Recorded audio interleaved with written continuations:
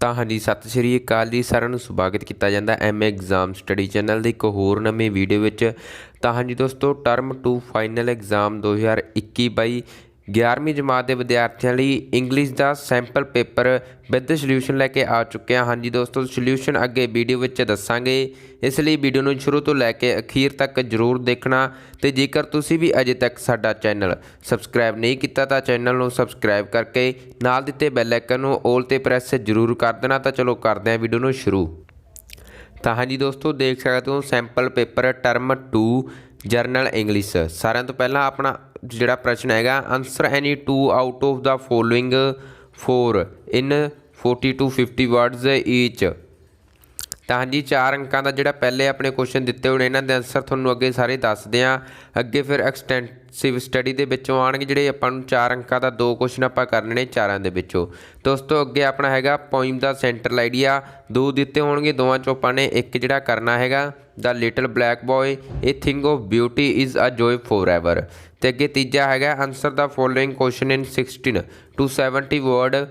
ਤਾਂ 4 ਅੰਕ ਦਾ ਜਿਹੜਾ ਇੰਟੈਂਸਿਵ ਸਟੱਡੀ ਦੇ ਵਿੱਚੋਂ ਆਊਗਾ ਇੱਕ ਦੋ ਕੁਐਸਚਨ ਆਉਣਗੇ, ਇੱਕ ਆਪਾਂ ਇਹਦੇ 'ਚੋਂ ਕਰਨਾ ਹੈ। ਤੇ ਦੂਜਾ ਐਕਸਟੈਂਸਿਵ ਸਟੱਡੀ ਦੇ ਵਿੱਚੋਂ ਵੀ 4 ਅੰਕਾਂ ਦਾ ਜਿਹੜਾ ਆਪਾਂ ਨੂੰ ਕੁਐਸਚਨ ਆਊਗਾ, 2 ਕੁਐਸਚਨ ਦਿੱਤੇ ਹੋਣਗੇ ਤੇ ਇੱਕ ਆਪਾਂ ਨੇ ਕਰਨਾ ਹੈ। ਤੇ ਉਸ ਤੋਂ ਅੱਗੇ ਡੂ ਐਜ਼ ਡਾਇਰੈਕਟਡ ਆ ਜਾਂਦੇ ਨੇ, ਜਿਵੇਂ ਕਿ ਉਸ ਤੋਂ ਬਾਅਦ ਆਉਣਗੀ ਆਪਣੀ ਲੈਟਰਜ਼, ਜਿਹੜੀਆਂ 2 ਲੈਟਰਜ਼ ਦਿੱਤੀਆਂ ਹੋਈਆਂ ਨੇ, ਆਪਾਂ ਇਹਨਾਂ ਦੇ ਵਿੱਚੋਂ ਇੱਕ ਕਰਨੀ ਆ 5 ਅੰਕਾਂ ਦੀ ਜਿਹੜੀ ਇਹ ਲੈਟਰ ਹੈਗੀ ਹੈ। ਉਸ ਤੋਂ ਲਾਸਟ ਦੇ ਵਿੱਚ ਆਪਣਾ ਆ ਜਾਂਦਾ 6 ਨੰਬਰ 'ਤੇ ਐਡਵਰਟਾਈਜ਼ਮੈਂਟ।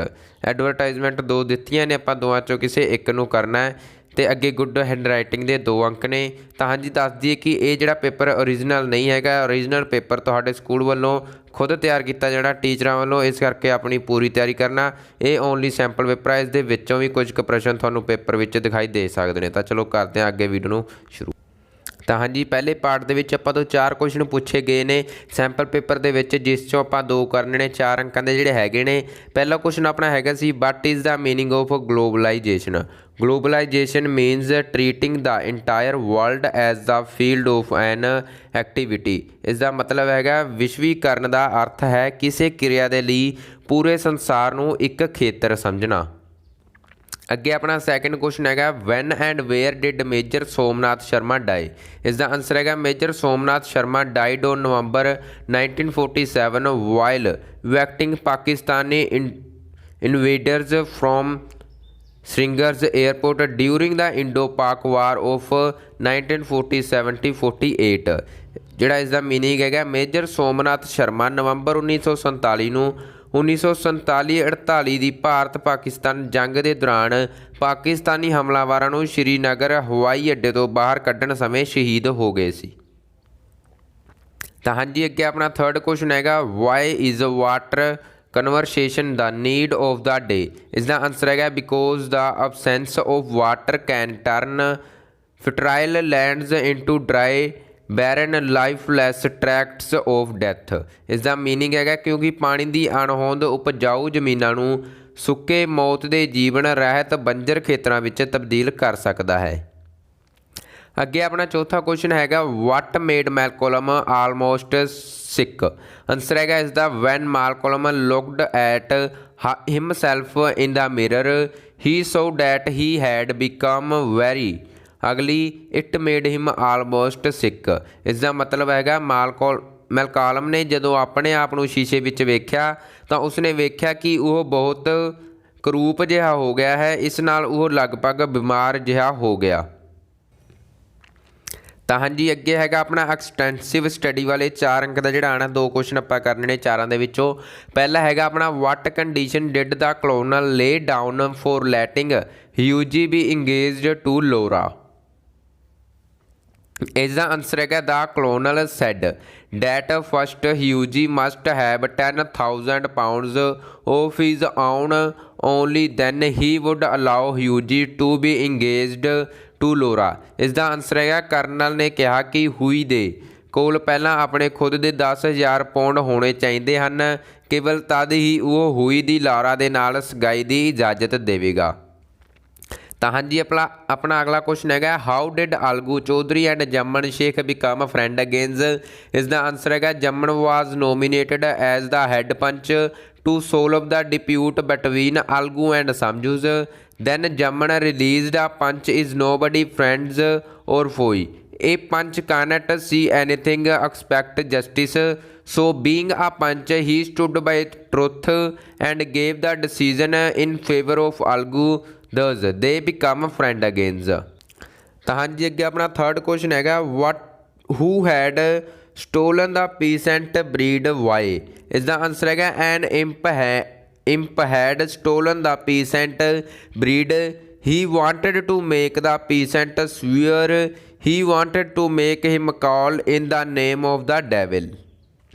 ਤਾਂ ਹਾਂਜੀ ਅੱਗੇ ਆਪਣਾ ਫੋਰਥ ਕੁਐਸਚਨ ਹੈਗਾ what exactly had the imp done. ਇਸ ਦਾ ਆਨਸਰ ਹੈਗਾ the imp had got the better of the peasant. He had only made certain that the peasant had more grain than he needed. Then he showed him the way to get pleasure out of it. He showed him the way of drinking. ਇਸਦਾ meaning ਹੈਗਾ ਇੰਪ ਨੇ ਕਿਸਾਨ ਨੂੰ ਆਪਣੇ ਵੱਸ ਵਿੱਚ ਕਰ ਲਿਆ ਸੀ। ਉਸਨੇ ਸਿਰਫ ਇਹ ਗੱਲ ਯਕੀਨੀ ਬਣਾਈ ਸੀ ਕਿ ਕਿਸਾਨ ਦੇ ਕੋਲ ਜ਼ਰੂਰਤ ਤੋਂ ਜ਼ਿਆਦਾ ਅਨਾਜ ਹੋ ਜਾਵੇ। ਫਿਰ ਉਸਨੇ ਕਿਸਾਨ ਨੂੰ ਇਸ ਵਿੱਚ ਆਨੰਦ ਲੈਣ ਦਾ ਰਸਤਾ ਦੱਸਿਆ। ਇਹ ਰਸਤਾ ਸ਼ਰਾਬ ਪੀਣ ਦਾ ਰਸਤਾ ਸੀ। ਤਾਂ ਹਾਂਜੀ ਇਸ ਤੋਂ ਅੱਗੇ ਆਪਣਾ ਹੈਗਾ ਦਾ ਲਿਟਲ ਬਲੈਕ ਬॉय ਪੋਇਮ ਦਾ ਸੈਂਟਰਲ ਆਈਡੀਆ, ਜਿਹੜਾ ਕਿ ਆਪਾਂ ਨੂੰ 3 ਅੰਕਾਂ ਦੇ ਵਿੱਚ ਆਉਣਾ। 2 ਸੈਂਟਰਲ ਆਈਡੀਆ ਆਉਣਗੇ, ਉਹਨਾਂ 'ਚੋਂ ਆਪਾਂ ਇੱਕ ਕਰਨਾ ਹੈ। 3 ਪੋਇਮ ਆਪਾਂ ਨੂੰ ਦਿੱਤੀਆਂ ਗਈਆਂ ਨੇ, ਉਹਨਾਂ ਦੇ ਵਿੱਚੋਂ ਕਿਸੇ 2 ਦੇ ਸੈਂਟਰਲ ਆਈਡੀਆ ਤੁਸੀਂ ਕਰ ਲੈਣੇ। ਦਿਸ ਜਿਹੜਾ ਲਿਟਲ ਬॉय ਦਾ ਸੈਂਟਰਲ ਆਈਡੀਆ ਆਪਾਂ ਤੁਹਾਨੂੰ ਕਰਾ ਰਹੇ ਹਾਂ ਹੁਣ। This poem gives the message of universal love and brotherhood. The poet gives very beautiful examples. He said that the sun gives its light and heart equally for all things and persons similarly. God gives warmth of his love to all creators without any discrimination. Man should also learn to bear the beams of love in his heart. He should love men of all castes, colors and creeds. ਅਗਲਾ ਆਪਣਾ second ਜਿਹੜਾ central idea ਹੈਗਾ ਉਸ poem ਦਾ ਹੈਗਾ confession of ਆ born ਸਪੈਕਟੇਟਰ। ਇਸਦਾ ਜਿਹੜਾ ਹੈਗਾ central idea in this poem the poet makes fun of athletes but the fun is light hearted. It is not meant to be taken seriously. The poet loves to watch the player in versus concerts, but he never thinks of taking parts in them himself. He does not want to have his bones broken and his body injured. He is content to remain a spectator, that you are not me and I am not you. ਇਸ ਦਾ ਜਿਹੜਾ meaning ਹੈਗਾ ਇਸ ਕਵਿਤਾ ਵਿੱਚ ਕਵੀ ਖਿਡਾਰੀਆਂ ਦਾ ਮਜ਼ਾਕ ਉਡਾਉਂਦਾ ਹੈ, ਪਰੰਤੂ ਮਜ਼ਾਕ ਹਲਕੇ ਫੁਲਕੇ ਢੰਗ ਦਾ ਹੈ। ਇਸ ਨੂੰ ਗੰਭੀਰਤਾਪੂਰਵਕ ਨਹੀਂ ਲਿਆ ਜਾਣਾ ਚਾਹੀਦਾ ਹੈ। ਕਵੀ ਭਿੰਨ ਮੁਕਾਬਲਿਆਂ ਵਿੱਚ ਭਾਗ ਲੈਂਦੇ ਖਿਡਾਰੀਆਂ ਨੂੰ ਦੇਖਣਾ ਪਸੰਦ ਕਰਦਾ ਹੈ, ਪਰੰਤੂ ਉਹ ਆਪ ਉਹਨਾਂ ਵਿੱਚ ਹਿੱਸਾ ਲੈਣ ਬਾਰੇ ਕਦੇ ਨਹੀਂ ਸੋਚਦਾ ਹੈ। ਉਹ ਆਪਣੀਆਂ ਹੱਡੀਆਂ ਤੁੜਵਾਉਣ ਅਤੇ ਆਪਣੇ ਸਰੀਰ ਨੂੰ ਜ਼ਖਮੀ ਕਰਵਾਉਣਾ ਨਹੀਂ ਚਾਹੁੰਦਾ ਹੈ। ਉਹ ਇੱਕ ਦਰਸ਼ਕ ਬਣਿਆ ਰਹਿਣ ਵਿੱਚ ਹੀ ਸੰਤੁਸ਼ਟ ਹੈ। ਇਹ ਗੱਲ ਵਿੱਚ ਕਿ ਤੁਸੀਂ ਮੈਂ ਨਹੀਂ ਹੋ ਅਤੇ ਮੈਂ ਤੁਸੀਂ ਨਹੀਂ ਹਾਂ। ਤਾਂ ਹਾਂਜੀ ਅੱਗੇ ਆਪਣਾ ਹੈਗਾ ਲੌਂਗ ਕੁਐਸਚਨ 4 ਅੰਕਾਂ ਵਾਲਾ ਦਾ ਅਰਥ ਇਜ਼ ਨੋਟ ਆਵਰਸ ਦੇ ਵਿੱਚੋਂ। ਇਸ ਦਾ ਆਨਸਰ ਹੈਗਾ in this lesson the author makes us aware of the vital facts that the earth does not belong to us only. It belongs to the coming generations also.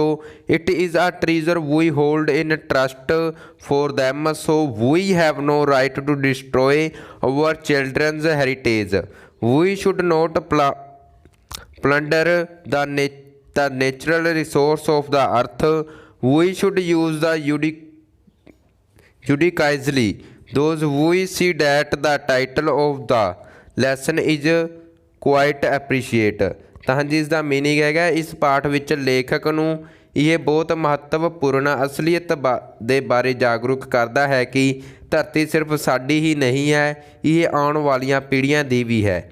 ਇਹ ਇੱਕ ਖਜ਼ਾਨਾ ਹੈ ਜਿਸ ਨੂੰ ਅਸੀਂ ਆਪਣੇ ਵਸੰਜਾਂ ਦੇ ਲਈ ਅਮਾਨਤ ਦੇ ਰੂਪ ਵਿੱਚ ਰੱਖਿਆ ਹੋਇਆ ਹੈ। ਇਸ ਲਈ ਸਾਨੂੰ ਕੋਈ ਹੱਕ ਨਹੀਂ ਹੈ ਕਿ ਅਸੀਂ ਆਪਣੇ ਬੱਚਿਆਂ ਦੀ ਕੁੱਲ ਸੰਪੱਤੀ ਨੂੰ ਨਸ਼ਟ ਕਰੀਏ। ਸਾਨੂੰ ਸੰਸਾਰ ਦੇ ਕੁਦਰਤੀ ਸੰਸਾਧਨਾਂ ਦਾ ਬਹੁਤ ਜ਼ਿਆਦਾ ਉਪਭੋਗ ਨਹੀਂ ਕਰਨਾ ਚਾਹੀਦਾ।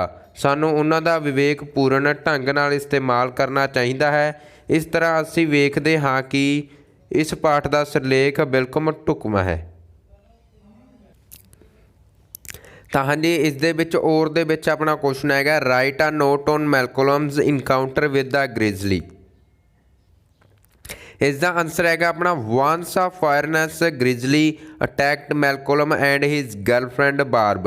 It was a she bear she threw Malcolm's off with one sweat of her paw then she attacked barb when Malcolm saw this he plunged his hunter knife into her neck.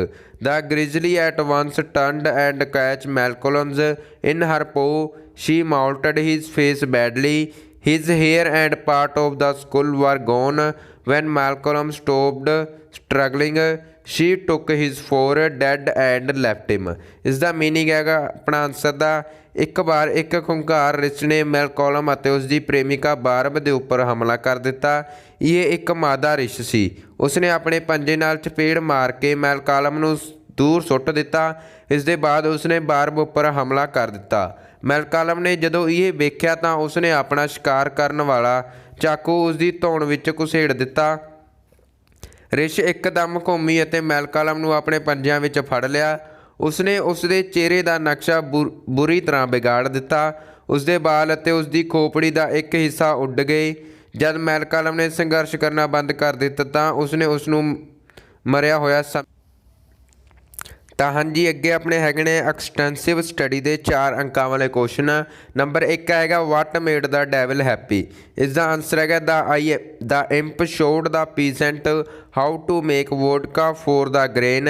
The peasant made vodka he began to drink and to give it to his friend when the imp told the devil about it he said that he would come and see for himself. He came to the peasant's house. He saw that the peasant had invited his friend and served them drink. While serving the drink to the guest, his wife splashed a glassful of vodka on the floor. The peasant spoke to her angrily. He rebuked her and called her a careless creature. He also refused to give a drink to the poor peasant. This pleased the devil. Afterwards, when he saw the peasant's guests behaving like animals, he felt pleased all the more. The devil praised the imp and forgave him for his past mistake. He also gave the imp a position of higher honor. ਤਾਂ ਜੀ ਅਗਲਾ ਆਪਣਾ question ਹੈਗਾ write a brief character sketch of Jumman Sheikh. ਇਸ ਦਾ answer ਹੈਗਾ Jumman is the main character of the story. The writer presents a deep and noble message through this character. He was a close friend of Algu. Jaman was cunning by nature. He deceived his own aunt skillfully. Jaman got her property transferred in his name and started ill-treating her. His aunt went to Panchayat and nominated Algu as her head punch. Algu acted justly and gave his decision against his friend. Jaman got angry with him and became his enemy. He is a genuine and fair judge. He gives a fair decision in Algu's and Samju's case. However, in the end, they became friends again. ਤਾਂ ਹਾਂਜੀ ਦੋਸਤੋ video ਵਿੱਚ 11ਵੀਂ ਜਮਾਤ ਦੇ ਵਿਦਿਆਰਥੀਆਂ ਲਈ term 2 the sample paper the with solution ਦੱਸਿਆ ਆਪਾਂ ਤੁਹਾਨੂੰ। ਜੇਕਰ ਇਸ ਸੋਲਿਊਸ਼ਨ ਦਾ ਤੁਹਾਨੂੰ PDF ਚਾਹੀਦਾ ਤਾਂ ਆਪਣੇ ਟੈਲੀਗ੍ਰਾਮ ਚੈਨਲ ਨੂੰ ਜ਼ਰੂਰ ਜੁਆਇਨ ਕਰ ਲੈਣਾ। ਆਪਾਂ ਇਸ ਦਾ PDF ਉੱਥੇ ਅਪਲੋਡ ਕਰ ਦੇਵਾਂਗੇ। ਧੰਨਵਾਦ। ਅੱਜ ਦੀ ਵੀਡੀਓ ਵਿੱਚ ਇੰਨਾ ਹੀ। ਮਿਲਦੇ ਹਾਂ ਕਿਸੇ ਹੋਰ ਵੀਡੀਓ ਵਿੱਚ।